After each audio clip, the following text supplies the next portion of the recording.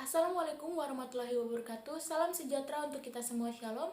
Perkenalkan, nama saya Misya Talaturuson. Saya dari Fakultas Ilmu Kesehatan, Program Studi Keperawatan. Di saat ini saya akan membahas tentang penulisan laporan dari salah satu mata kuliah saya, yaitu Bahasa Indonesia. Untuk selanjutnya kita akan masuk ke pembahasannya. Nah, teman-teman, jadi ketika kita ingin mempelajari sesuatu, berarti kita harus mempelajari mulai dari pengertiannya, tujuannya, dan lain sebagainya. Nah, berhubung sekarang saya akan membahas tentang penulisan laporan. Untuk itu hal pertama yang harus kita ketahui yaitu pengertian dari laporan tersebut. Nah, di slide selanjutnya saya akan membahas tentang pengertian dari laporan. Yang pertama yaitu pengertian laporan. Laporan merupakan suatu bentuk informasi yang diberikan oleh seseorang untuk mempertanggungjawabkan sesuatu. Nah, sesuatu itu kegiatan yang ia lakukan kepada orang lain maupun kepada suatu badan. Beberapa ahli telah mengemukakan pendapat mereka tentang laporan ini. Tetapi di sini saya mengambil dua ahli, yaitu menurut Keraf dan juga menurut Sutarni dan Sukardi. Untuk menurut Keraf sendiri, Keraf 2004.324 itu dia menyatakan bahwa sebenarnya laporan itu merupakan suatu cara komunikasi penulis untuk menyampaikan informasi kepada orang lain atau kepada suatu badan, karena dia menilai bahwa ini merupakan suatu beban yang diembankan kepada dia. Kemudian menurut Sutarni dan Sukardi 2008.45 mereka mengumumkakan bahwa sebenarnya laporan ini bermakna sebagai suatu uraian yang akan diinformasikan kepada pihak lain atau orang lain. Lalu, apa sih sebenarnya pengertian laporan secara umum atau dapat disimpulkan dari beberapa pendapat di atas? Yuk, selanjutnya ke slide-nya. Berdasarkan beberapa pendapat yang telah dikemukakan tadi, maka disimpulkan bahwa ternyata teks laporan ini merupakan suatu bentuk tulisan yang berisi informasi tentang sesuatu hal yang telah diamati, diteliti, diobservasi, dan lain-lain. Kemudian akan disampaikan atau diinformasikan kepada suatu pihak yang berkepentingan. Kemudian dalam laporan ini harus berisi data-data tentang fakta-fakta. Dan secara khusus, laporan ini dipakai untuk kedinasan. Kita masuk pada tujuan penulisan laporan. Pada dasarnya, ketika laporan itu ditulis, berarti memiliki tujuan tertentu. Nah, menurut Hasnun 2006, titik berganda 84-85 menyatakan bahwa secara umum ada beberapa tujuan dari penulisan laporan. Yang pertama yaitu sebagai bahan evaluasi terhadap hal-hal yang telah dia lakukan. Terus yang kedua, agar pelaksanaan dari yang mempercayakan tugas kepada si yang ditugasi itu dapat diketahui oleh si pemberi tugas. Kemudian yang ketiga yaitu sebagai bukti pertanggungjawaban terhadap apa yang telah ditugasi kepada si penugas. Kemudian kita masuk pada fungsi laporan. Laporan merupakan suatu alat komunikasi di dalam organisasi dalam menyampaikan data-data yang di dalamnya memuat fakta secara rinci. Dengan alat ini, anggota dari suatu organisasi mampu memberikan feedback atau umpan balik kepada pimpinan yang memungkinkan pimpinan itu dapat menguji atau dapat mengubah kebijakan yang telah dibuatnya. Kita masih tetap membahas pada fungsi penulisan laporan. Nah, sekarang Pratiwi menjelaskan ada 4 fungsi dalam penulisan laporan. Yang pertama sebagai penyampaian informasi, yang kedua sebagai pertanggungjawaban dan pengawasan, yang ketiga sebagai bahan untuk pengambilan keputusan, yang keempat sebagai alat untuk membina kerjasama. Nah, yang pertama yaitu sebagai penyampaian informasi. Laporan ini merupakan suatu bentuk informasi yang akan diberikan kepada si penerima laporan untuk menjalankan tugasnya. Sedangkan yang kedua yaitu pertanggungjawaban dan pengawasan. Laporan ini merupakan suatu bentuk pertanggungjawaban dari si petugas kepada si atasannya terkait dengan tugas yang telah diembankan kepada dia. Kemudian yang ketiga yaitu sebagai bahan untuk pengambilan keputusan. Nah, seseorang atau pejabat atau atasannya ingin mengambil keputusan, berarti dia harus menyelidiki, dia harus mengetahui data-data fakta-fakta, informasi tentang apa yang akan dia ambil itu, apa keputusan yang akan dia ambil. Kemudian yang terakhir, sebagai alat untuk menjalin kerjasama. Nah, laporan ini berperan penting dalam alat untuk menjalin kerjasama. Karena kenapa? Karena di dalam suatu kerjasama berarti kita harus saling mengkoordinir, kita harus saling berpengertian. Dari laporan ini agar tercipta rasa saling percaya dan juga hubungan kerjasama yang baik antara atasan dengan bawahan maupun dari bawahan kepada atasan. Nah, kita masuk pada contoh penulisan laporan. Penulisan laporan untuk laporan ini banyak sekali, entah itu hasil percobaan, observasi, dan lain sebagainya. Nah, saat ini saya akan memberikan contoh tentang laporan untuk hasil percobaan membuat es krim vanila yang sehat dan juga enak. Nah, tetapi bukan saja itu teman-teman, penulisan laporan juga ada di penulisan laporan untuk pendidikan, seperti percobaan kertas lakmus, asam basa, dan lain sebagainya. Dan juga secara khusus, laporan ini digunakan juga untuk urusan kedinasan. Nah, urusan kedinasan ini apa? Laporan ini digunakan sebagai hasil laporan untuk misalnya untuk keuangan, kemudian untuk data-data, hasil-hasil apapun itu yang menyangkut dengan kedinasan. Kemudian saya akan langsung ke topik saya, yaitu hasil percobaan membuat ice cream vanilla yang sehat. Nah, di mana hasil percobaan ini saya akan melampirkan, yaitu ada judulnya, ada tujuannya itu ada bahan dan juga cara pelaksanaannya, kemudian hasil percobaan, dan yang terakhir yaitu kesimpulan. Untuk judulnya saya telah mengungkapkan tadi bahwa percobaan membuat ice cream vanilla yang sehat. Kemudian tujuannya, es krim itu merupakan suatu minuman yang sangat digemari oleh anak-anak. Bukan saja anak-anak, saya pun sangat menggemari, ataupun Anda sekalian juga sangat menggemari yang namanya ice cream. Nah, di mana ice cream yang kita akan melakukan ini itu tanpa gula buatan atau tanpa pewarna yang dapat membuat anak atau kita sendiri dapat sakit perut atau menjadi demam.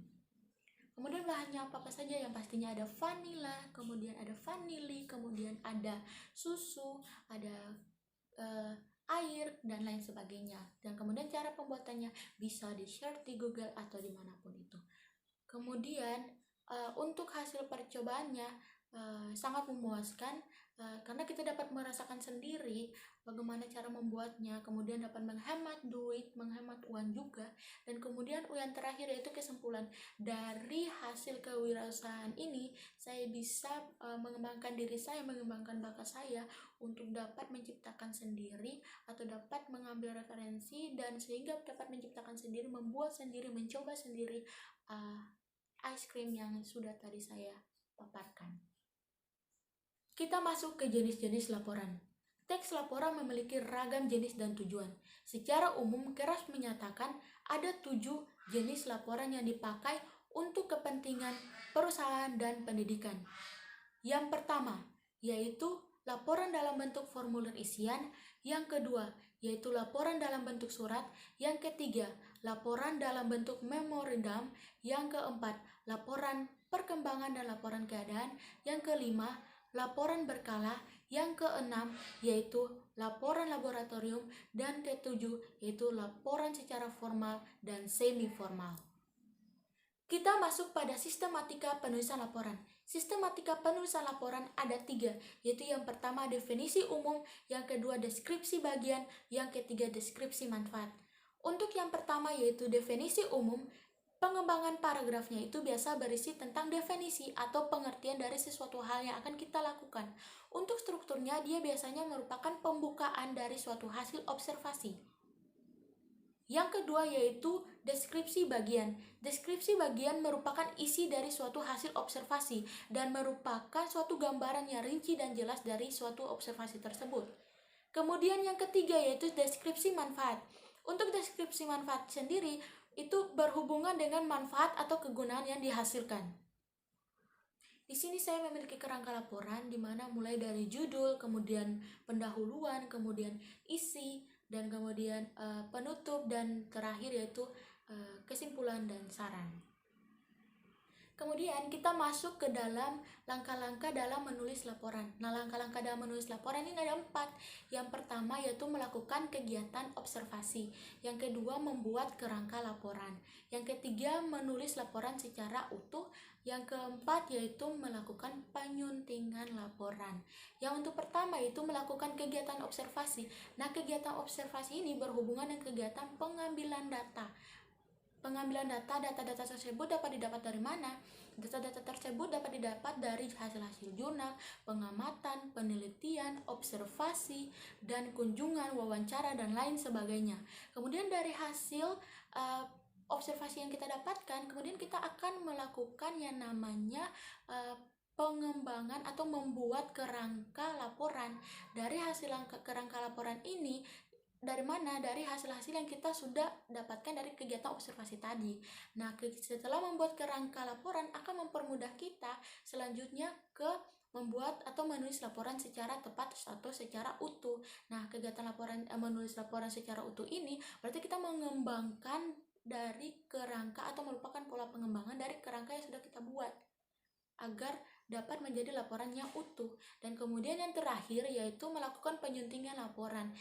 Melakukan penyuntingan laporan ini sangat perlu di dalam satu laporan karena kita perlu melihat lagi atau meninjau lagi hal-hal apa yang memang perlu dipertahankan di dalam laporan ataupun yang hal-hal yang tidak perlu dipertahankan di dalam laporan kita akan keluarkan dari laporan tersebut. Oke, sekarang kita masuk ke dalam pokok-pokok bagian dalam penulisan laporan. Pokok-pokok bagian dalam penulisan laporan itu ada 5. Yang pertama yaitu pendahuluan, yang kedua yaitu batan tubuh, yang ketiga yaitu kesimpulan, saran, dan juga lampiran. Nah, untuk pendahuluan sendiri itu dia bermaksud lebih kepada mengajak pembaca untuk mengetahui apa sih selanjutnya yang akan dipaparkan. Dan kadang-kadang untuk pendahuluan ini sering disebut sebagai pemikiran dari si penulis untuk dapat mengantarkan pembaca tersebut untuk masuk ke laman selanjutnya. Nah, itu biasa disebut sebagai pengantar. Nah, yang kedua yaitu batan tubuh. Nah, batan tubuh ini merupakan hal yang penting karena itu di dalamnya itu berisi isi dari sesuatu yang dipaparkan di dalam laporan tersebut. Nah, biasanya menyangkut tentang fakta-fakta, terus kemudian tujuan, rumusan masalah, kemudian hingga pembahasan atau gimana cara untuk keluar dari masalah tersebut. Kemudian biasanya untuk batan tubuh ini dia membahas secara rinci apa yang akan terjadi di dalam laporan tersebut atau suatu bacaan tersebut. Kemudian yang di dalam batan tubuh ini juga biasanya per bab. Jadi ada bab 1, bab 2, bab 3, bab 4, dan selanjutnya. Kemudian untuk kesimpulan sendiri, kesimpulan ini merupakan garis-garis besar dari hasil laporan tersebut. Hal-hal penting yang emang perlu kita garis bawahi, garis penting yang memang kita perlu kembangkan dan kita perlu beritahu secara tersendiri melalui kesimpulan ini. Dan terakhir yaitu ada belum terakhir tapi saran yaitu bagaimana kita memberi jalan keluar terhadap masalah yang sedang dialami, bagaimana kita memberi saran bagaimana seharusnya ini dan itu merupakan saran. Berarti kita mencari jalan keluarnya sebaiknya, itu merupakan saran. Kemudian yang terakhir yaitu ada lampiran. Nah, lampiran ini biasanya berupa tentang ada peraturan perundang-undangan, kemudian ada berisi tentang gambar, foto, kemudian ada diagram dan lain sebagainya untuk dilampirkan. Biasanya lampiran-lampiran ini sebagai pendukung dari hasil laporan yang telah diteliti. Nah, lampiran ini bisa berupa ada lampiran 1, lampiran 2, dan lampiran 3 dan lain sebagainya. Nah, teman-teman, sekian dari yang saya bisa bahas di saat ini tentang penulisan laporan. Kurang lebihnya saya mohon maaf. Wassalamualaikum warahmatullahi wabarakatuh. Salam sejahtera untuk kita semua. Shalom. Salam generasi unggul.